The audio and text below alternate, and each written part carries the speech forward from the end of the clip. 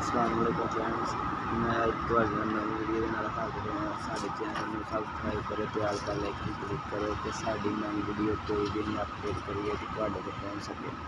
दोस्तों दुबई ना कोई मेरा वीर भरा है तो ना ही जरूरत किसी वीर भरा आते हैं तो सही मशवरा देंगे। इतने जोड़ा भी आता अं लाइसेंस लै रहे हैं, सानू 9 महीने हो गए हैं तो जलील हो रहे हैं। ठीक है, तो कोई हालात नहीं इस मुल्क के इतने लाइसेंस लैके भी हायरिंग बंद है, हर कंपनी की हायरिंग बंद है, बंदे कड्ढी जा रहे हैं, नहीं काम तो रख रहे। बहुत जलील प्रोग्राम है, बड़ी दुनिया पाकिस्तानी इंडिया हर मुल्क की दुनिया बहुत जलील हो रही है।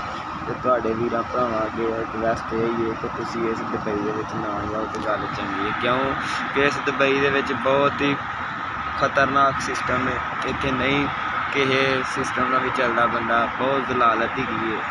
एवं बंदा आखे कि इतने किसी को बुला ले, तो जे किसी को दुश्मनी या वैर को लैना है तो इतने उन्होंने सद लो, 9 महीने साल वेला रहे, फिर जलील हो के पैसे पूसे ज़ाया करके तो तुर जे।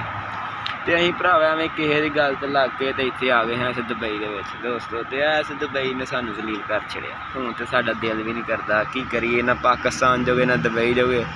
7-8 लाख रुपया भी ज़ाया कर लिया तो फायदा भी कोई नहीं होया।